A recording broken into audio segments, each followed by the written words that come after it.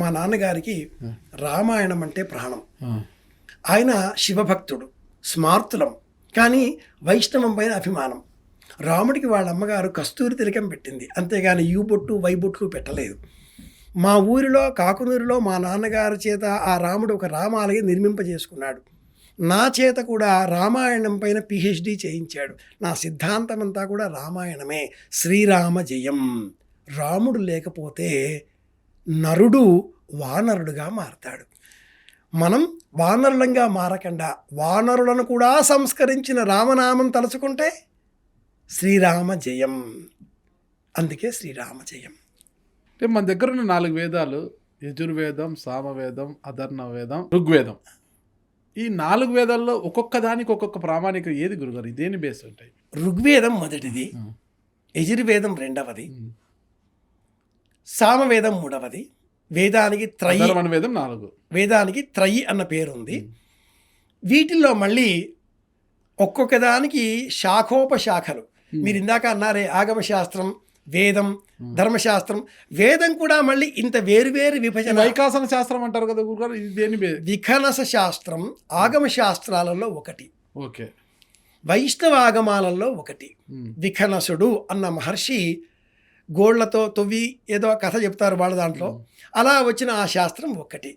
పాంచరాత్రం వైష్ణవ ఆగమ శాస్త్రాలలో మరి ఒకటి. ఈ వైష్ణవ ఆగమ శాస్త్రాలు కూడా ఓ 52 దాకా ఉన్నాయి. ఈ 2 మాత్రమే ఈనాటి కాల ప్రామాణికంగా మనం చూస్తూ ఉన్నాం. విమానార్చనా కల్పం అనేక గ్రంథాలు వాళ్ళకి సంహితలుగా కూడా చెప్పబడి ఉన్నాయి. అది వైష్ణవ ఆగమం, అది వేరే. మళ్ళీ శాక్తాగమం, ఇది వేరే. శైవాగమం, ఇవి వేరే. ఈ ప్రపంచం మీకు ఎలా చెప్పాలి అంటే వేదం, వేదం ఒక్కటి కాదు. ఋగ్వేదం, యజుర్వేదం, సామవేదం, అథర్వణ వేదం. ఇవి మళ్ళీ ఇందులో మళ్ళీ డెప్త్కి వెళితే వేదం సంహిత, ఆరణ్యకం, బ్రాహ్మణం, ఒక్కొక్క దానికి 3 ఇలా కాదు.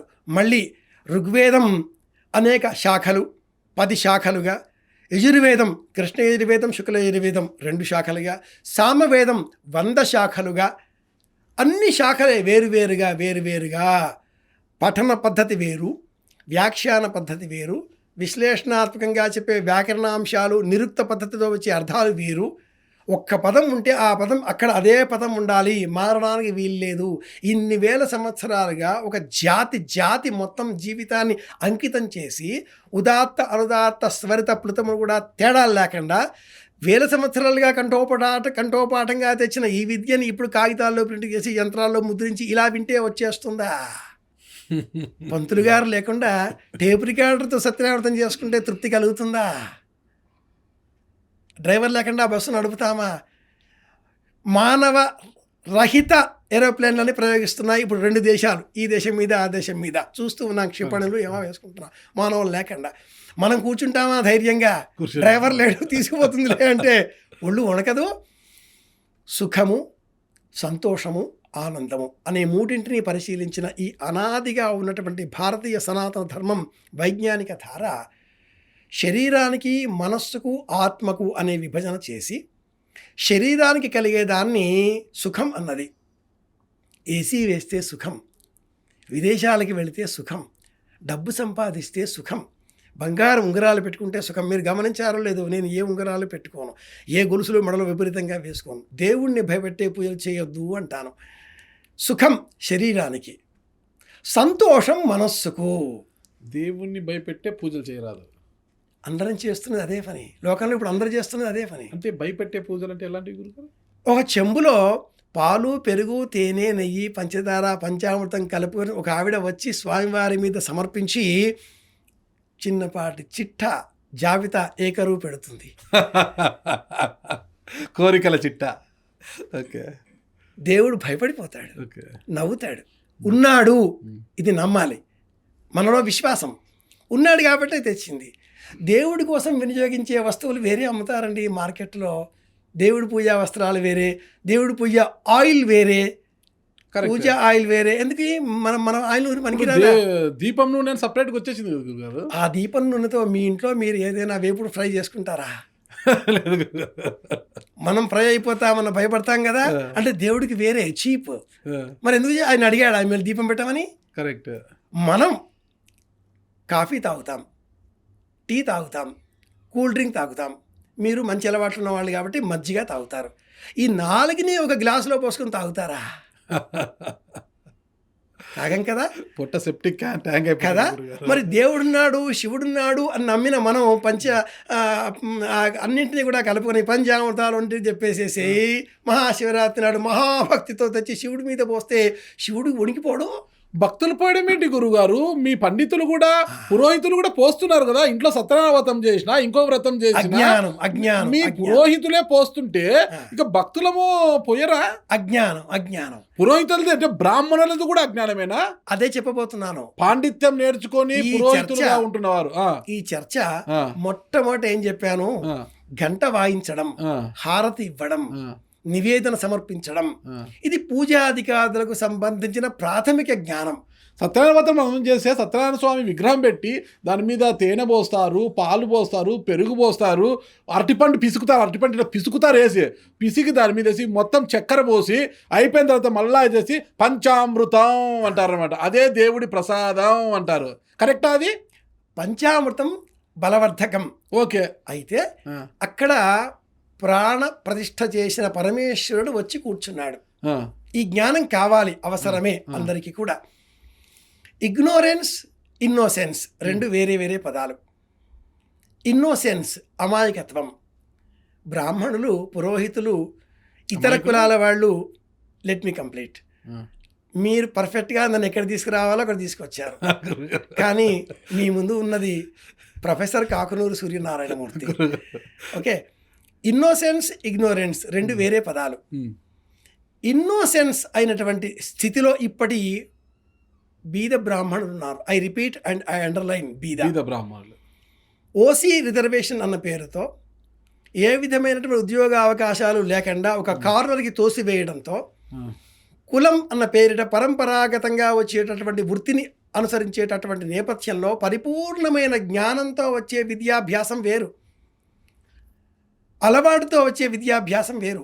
ఇసుక, సిమెంటు, మాల్ కలిపేవాడు జ్ఞానం తెలుసుకున్నవాడైతే ఇసుకని వస్త్రకాయుధం పట్టించి కలుపుతాడు. మామూలుగా వచ్చేటటువంటి థర్డ్ క్లాస్ వాడు ఎవడో ఉంటే వాడు ఏం కాదు సార్ కలిపేస్తాడు, దొడ్డు మాలో ఏదో కొట్టేస్తాడు, అయిపోయింది. చిన్న రిపేర్కి సరిపోతుందిలే అంటాం మనం.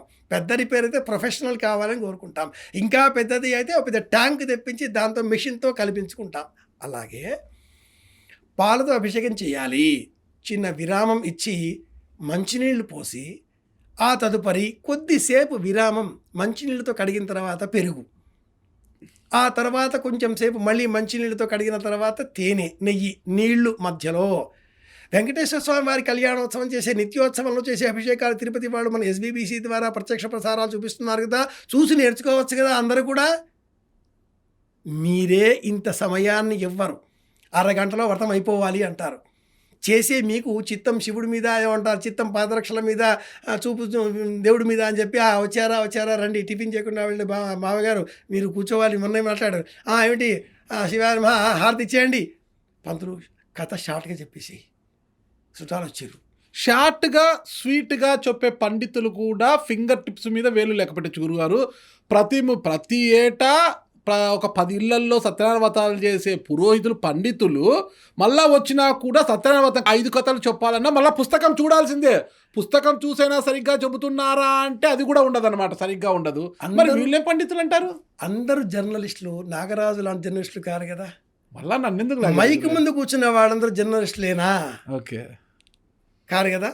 అట్లాగే అర్చకులలో కూడా వాళ్ళ ఇగ్నోరెన్స్ అండ్ ఇన్నోసెన్స్. ఇగ్నోరెన్స్ ఏమో పొరపాటు, ఇన్నోసెన్స్ అంటేనేమో అమాయకత్వం. జర్నలిస్టులు అన్న వాళ్ళకి ఏదైనా మాట్లాడే ముందు గ్రౌండ్ తయారు చేసుకుంటారు, చాలా మెటీరియల్ తయారు చేసుకుంటారు, ఒక 2 గంటల ప్రాసెస్ మీలాగా. కొంతమంది తొందరపాటుతో వచ్చేసేవాళ్ళు ఉంటారు, కొంతమంది ఏదోలే బ్రతుకు తెరువుకు అనేవాళ్ళు ఉంటారు. ఎలా ఉంటారో ప్రతి వృత్తిలో కూడా, బ్రాహ్మణ్యంలో కూడా ప్రతి వాళ్ళు ఉన్నప్పటికీ సమాజం అంతా బ్రాహ్మణ్యం మీదే ఎందుకు పడింది? నమ్మకము, దైవము, భక్తి ఇవన్నీ పెరిగిపోతున్నాయి కాబట్టి. ఎందుకని? భయం పెరిగింది, పాపాలు పెరిగాయి, భయం పెరిగింది. మనిషిలో భయం వచ్చినప్పుడు దేవుడు గుర్తొస్తాడు, దేవా అంటారు, గుడికి వెళ్తాడు. భయం వచ్చినప్పుడే, కష్టం వచ్చినప్పుడే ప్రతి ఒక్కడు దేవుడికి వెళ్తాడు, గుడికి వెళ్తాడు, మొక్కుంటాడు, స్వామి ఈ కష్టం నుంచి నన్ను దూరం చేస్తే, ఈ కష్టాన్ని నన్ను తొలగిస్తే తిరుమలకు వచ్చి గుండు కొట్టుకుంటాను, లేకపోతే నిలువు దోపిడి ఇచ్చుకుంటాను, లేకపోతే నీకు టెంకాయ కొడతాను, పొర్లు దండాలు పెడతాను, అంటే కొబ్బరికాయలు కొడతాను, ఏదో మొక్కుంటారు. పరీక్షల ముందు చదివినట్లు సమస్య వచ్చినప్పుడే ఆపద మొక్కులు సంపద మరుపులు. ఇది ఎలాగో పంచామృతాభిషేకం చేసేదానికి కూడా ఒక పద్ధతి ఉంది. ప్రతిదానికి ఘంటానాదం అంటూ ఆరంభం చేశాం కదా. ఆగమార్థం దేవానాం గమనార్థం రక్షతాం కురు ఘంటారవం తత్ర దేవత ఆహ్వాన లాంఛనం. దేవతను ఆహ్వానించే సమయంలో ఘంటానాదం, అభిషేక సమయంలో ఘంటానాదం, హారతిలో ఘంటానాదం, నివేద సమయంలో ఘంటానాదం, నిద్రపుచ్చే సమయంలో ఘంటానాదం. అయ్యప్ప క్షేత్రంలో రాత్రికి ఆయన ఎవరో పాడతారు, అది నిద్రపుచ్చే సమయం, అదో ఘంటానాదం. ఎలాగో నాదం విని ఏ సేవ జరుగుతుందో కూడా మనం చెప్పాలి. నాదం వాయించడంలో కూడా ఏకనాదము, త్రితాడము, చతుస్తాడనము వేరే వేరే. ఆ సబ్జెక్టు తెలిసిన వాళ్ళు మాత్రమే అర్చకులలో ఆ విధికి ఒప్పుపడి ఉంటారు. అందరికీ ఆ వృత్తి ఇవ్వరు. ఆచార్యుడు, ఋత్విక్కు, హోత, ఆగ్నిధ్రుడు, ఉద్గాత వేరే వేరే కేటగిరీస్. సత్యనారాయణ వ్రతం కథ చెప్పేవారు వేరే, పూజ చేయించేవారు వేరే, తీర్థ ప్రసాదాలు ఇచ్చేవాళ్ళు వేరే. కాస్ట్ ప్లస్ అనాలిసిస్ వేసుకొని మనం ఎంహెచ్ఆర్ మెషిన్ అవర్ రేట్ వేసుకొని 45 minutes వ్యధ చేస్తే 500నో, గంటన్నర పూజ చేస్తే 1000 రూపాయలనో, అమ్మా ఈ పంతులు వస్తే 4 గంటలు, మనకు సమయం లేదు, అరగంటలో అయిపోవాలి, షార్ట్ కట్ అని. అంటే మనలో భయం ఉన్నా, తెలుసుకోవాలని జిజ్ఞాస ఉన్నా, భక్తి పెరిగినా దీన్ని డామినేట్ చేస్తుంది ఏంటి? సొసైటీ. విదేశాలకు వెళ్ళిన రమణ దీక్షితులు వెళ్ళారు, అప్పుడు తెలియదు, ఈ దృష్టి పోలేదు వాళ్ళకి. అప్పుడు ఆగమ శాస్త్రం మాత్రమే తెలిసిన భక్తి దృష్టి. ఇప్పటి దృష్టి ఇంకొంచెం విస్తృతం కావడంతో as there are certain mistakes, there are certain core corners where we suppose to focus ourselves. ఇప్పుడు వచ్చింది. ఇప్పుడు కూడా ఆలయాలు, భద్రాచలం, ప్రధాన క్షేత్రాలు ఏవైతే అనాదిగా ఉన్నవో వాటిలో ఉండేవాళ్ళు వెళ్ళకపోవడం మంచిది. ఇప్పుడు శాస్త్రం కూడా ఒప్పుకుంది. స్మృతులలో కూడా ఏనాడో ఉన్న శాస్త్రాన్నే గవర్నమెంట్ ఇప్పుడు ఒప్పుకుంది కదా. ఇది ఆధునిక శాస్త్రం, అది అనాదిగా ఉన్న శాస్త్రం. మేము వెళ్తామండి, వెళ్ళండి. మీరు ఒక పాయింట్ చెప్పారు గురుగారు, రమణ దీక్షిత్ గారు ఆ రోజు వెళ్ళినప్పటికీ ఆయనకు తెలీదు అని మీరు చెప్పారు, బాగానేది. అంటే ఏమి జరిగినా ప్రాణం పోతుందని తెలిసిన శృంగేరి పీఠం వారు మాత్రం విదేశానాలు చేయరట. ఎందుకని? అదే అడుగుతున్న. వారు చెయ్యరు అంటే వారికి తెలిసింది రమణ దీక్షితులు గారు లాంటి వారికి తెలియదా? చిన్నజీర స్వామి లాంటి వారికి తెలియదా? గొప్ప పీఠాధిపతి కదా చిన్నజీర స్వామి గారు. ఓకేనా? చిన్న కరెక్షన్ చేస్తాను. విష్ణువే దేవుడు అంటుంటారు కదా ఆయన. చిన్న కరెక్షన్ చేస్తాను ఇక్కడ. ఆయన విష్ణువే దేవుడు అంటాడు, సంకుచిత దృష్టి. ఓకే. శృంగేరి పీఠానికి సంబంధించి విష్ణువు కూడా దైవంలో ఒక భాగం. చిన్న సబ్మిషన్ గురుగారు, ఇక్కడ ద్రాక్షారామం కావచ్చు, శ్రీకాళహస్తి, శివకేశవులు ఒకే శిలలో ఉంటారు, విగ్రహాలు ఒకే విగ్రహంలో ఉంటారు. శివకేశవులు, శివుడు వైష్ణవుడు ఇద్దరు కలిసి శివకేశవులు ఉంటారు. శివకేశవులు గుడిలోనే ఒకే విగ్రహంలో కనిపిస్తున్నప్పుడు ఇలాంటి వారు కళ్ళు తెరుచుకోరా గురుగారు? శివుడు వేరు విష్ణువు వేరు అంటున్నారు కదా, మరి శివకేశవులు కలిసి ఉన్న విగ్రహాలు చూసినప్పుడు మరి ఏంటి పరిస్థితి? మీరు ప్రాథమికంగా ప్రశ్న వేస్తున్నారు, నేను మూలంతో ఆలోచన చేస్తున్నాను. విగ్రహం నిగ్రహం కోసమే, అంతే. ఈ విగ్రహానికి మూలమైన ధర్మం అగ్నిహోత్రం. అగ్నిహోత్రాన్ని శాసించేవాడు గృహస్థు. గృహస్థు మీద ఆధారపడి జీవనం కొనసాగించేటటువంటి వారు సన్యాసి, పీఠాధిపతి. సన్యాసి కంటే, పీఠాధిపతి కంటే, బ్రహ్మచారి కంటే, వానప్రస్థ కంటే గృహస్థు గొప్ప. ఇల్లాలితో గృహస్థు అగ్నిహోత్రం చేసి, వంట చేసి, పంటలు పండించి, వీరందరికీ కూడా బ్రహ్మచారికి, వానప్రస్థకు, సన్యాసికి ఆహారాన్ని అందించేటటువంటి గొప్ప ధర్మంలో ఉన్న గృహస్థు అగ్నిహోత్రాన్ని ఆచరిస్తున్నాడు కాబట్టి శ్రేష్టం. వైదిక మార్గంలో విగ్రహారాధన ఈనాటి కాలంలో ప్రామాణికంగా చెప్పబడలేదు. అగ్నిహోత్ర ప్రమాణమే తీసుకున్నటువంటి వైదిక ధర్మంలో విగ్రహం దృష్టికి నిగ్రహం కోసం మాత్రమే.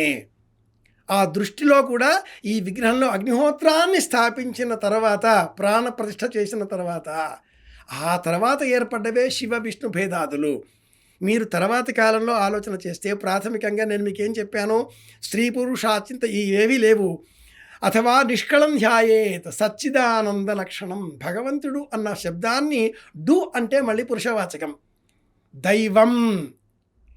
ఇక్కడ విష్ణువు లేడు, శివుడు లేడు.